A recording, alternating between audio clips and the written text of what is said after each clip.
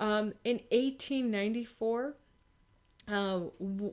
Won Kim Ark ends up, he is kind of the one chosen to bring up immigration. He was born in the United States. He went back and forth to China on business often, but eventually in 1894 he ends up not being allowed back into the United States. He's denied entry from China. So he goes his they go through the Supreme Court, and well, his parents were not citizens. He was born in the United States. It goes in the Supreme Court in 1898, and he wins. So if you were born on American soil, you are American, and this is the first time that ever happened. So the Chinese use the letter of the law, and it changes. So this is something that we assume that automatically happened with the 14th Amendment, but it is not. It is not until 1898 when Wong Kim Ark ends up winning his case.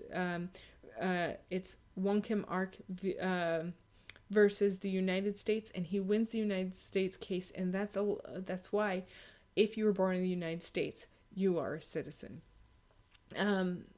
Another anti-Chinese sentiment is still going on at this time. In 1902, the Chinese Exclusion Act is again reinstated because it had 10 years and then 10 years, but this time it was renewed again. In 1904, it is tacked on to another bill that says the future of the Chinese Exclusion Act will be extended indefinitely. So before it was every 10 years. But in 1904, it's put on an act, another bill that has nothing to do with this, and it slides through, and the Chinese Exclusion Act is then extended indefinitely. What happens? For one thing, in 1906, the San Francisco earthquake occurs. Now, this totally decimates Chinatown. As a result, it also decimates any records of Chinese registrations that they had to do with the Geary Act. It all birth certificates are gone for Chinese Americans, and the Chinese use this as an opportunity to kind of get their status, saying, oh wait, I can attest that I've been in the United States, I'm a naturalized citizen, and they employ this very well. In most cases they should have been naturalized citizens anyway, but it was illegal up until 1898. So what ends up happening is it gets to this notion that, wait a minute, I could say, look, I was married and I have a wife in China and I have children in China, and I'm going to bring that wife over. So what they did is they said, okay, well, I have 3 children that I'm bringing over. And word would get back to China or in Chinatown and say, look, we have 3 spaces open to fill. And these are known as paper sons. And these are people who immigrated over under the guise of being part of another family. And in all purposes, they often they did not know later, because they were young children when they came over, or families didn't discuss this. And so often their kids, the people who were paper sons or paper daughters, did not, their kids until the deathbed had no idea that they were actually not part of their original family. So this really makes it murky if you're doing Chinese history, if you're doing any genealogy of like how people are related, because of a lot of these paper sons and paper daughters. And it was a very smart way of going around the Chinese Exclusion Act. Also, in 1910, on January 21st, Angel Island is opened. And Angel Island is the western equivalent of Ellis Island. Now it says that Ellis Island, there's a lot of, we talk a lot about Ellis Island, but just to understand, Ellis Island had 1 to 3% of all immigrants were rejected, just 1 to 3%. On Angel Island, however, 18% of people were rejected. And most of these are Chinese immigrants that are coming in. And just to understand, there's a saying that Angel Island opened the door to immigration, where Angel Island slammed it closed.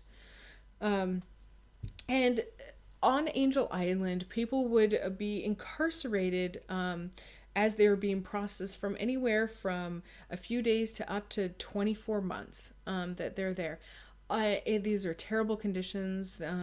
You were inspected and deloused, and often just sitting in cages and stuff with too many people, not enough food, poor sanitary conditions. And one of the things the Chinese did at the time is they began writing poetry on the walls of Angel Island. And then the people who were running Angel Island would paint over, and then they would write poetry again. And so to this day, we have over 200 examples of Chinese poems. And a lot of them are sad and talk about the yearning and that they are lost. A lot of these people were forced to leave. Again, Angel Island ran from January 21st, 1910 to November 4th, 1940, and it's because of a fire that it ultimately closes. Now, what does this say? What happens after the Chinese Exclusion Act? Well, what ends up happening in the 1920s is you get new immigration acts that come in 1926. That or 24 or 26 roughly.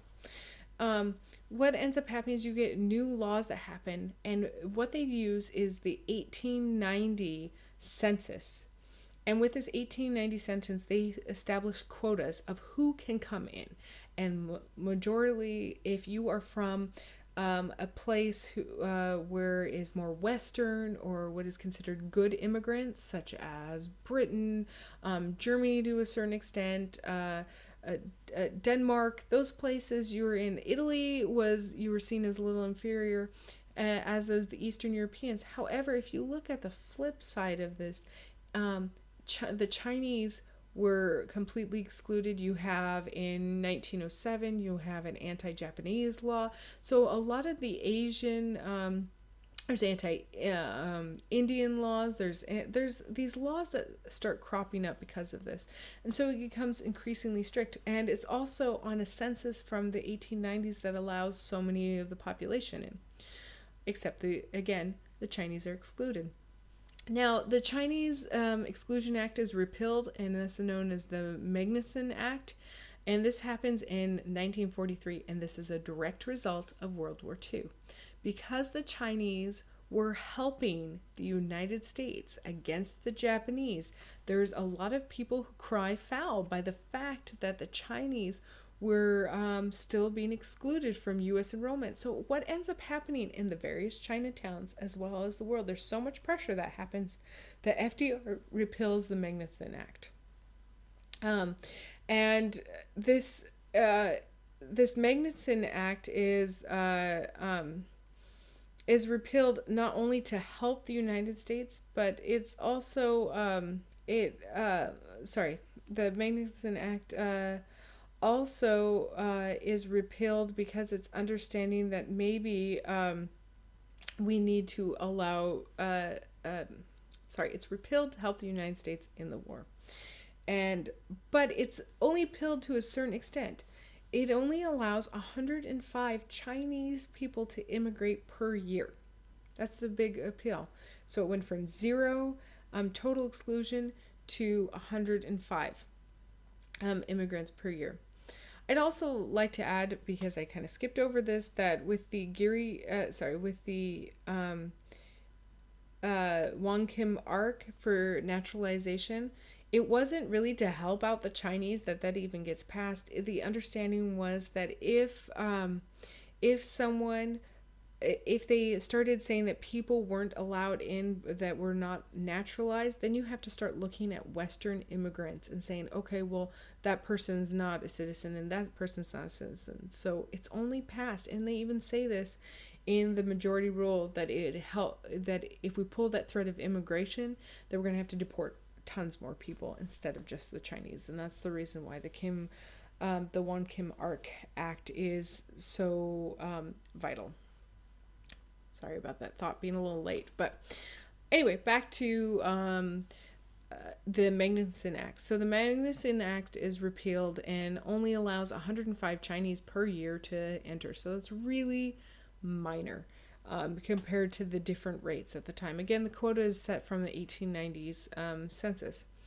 This law remains in effect until 1965 with the Immigration and Nationality Act, and this is also known as the Hart-Celler Act. And this act abolishes the system of quotas, and so for the first time, this allows more people in. And this is kind of a direct result of the counterculture movement and the civil rights movement at the time, as well as also that the U.S. had this fear that they were going to fall behind. With this act, it allowed priority people to come in for education. And so you get this dichotomy of having really educated immigrants, which then results in a lot of people being upset that there's a whole bunch of Chinese immigrants that are coming in who are well educated and taking jobs. It's a double-edged sword, really. But it abolishes the quota system from before. However, it doesn't stop the quota system. So even today, we only allow a certain percent of people to come into the country.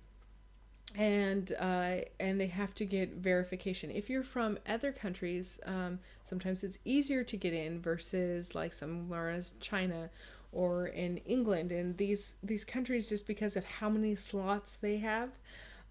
For example, I know someone I know of someone who's a family friend who immigrated to the Maldives post World War II to get in because the Maldives had an easier quota. They hadn't met their quota. And so he ended up immigrating, lived in the Maldives for 2 years, and then immigrated over. That is just how he was able to get into the United States. And that actually happens where people are like, okay, if I go to this country and I live there briefly, then I can get in the United States. It's a really flawed system. And there's even talk today about changing these quotas and excluding particularly people of the Middle East. And so this is a direct result of the Chinese Exclusion Act. With the Chinese Exclusion Act, for the first time, you have people that are excluded based on a specific heritage that they're having in name. And this doesn't, the fact that even now we're trying to say, oh, people from Middle Eastern countries can't come in, this is, it's harking back to this Chinese Exclusion Act. So I hope you learned a lot about this. It's vitally important to understand what the Chinese did, particularly with our legal system, to make sure we have the rights we do now. Have a wonderful week.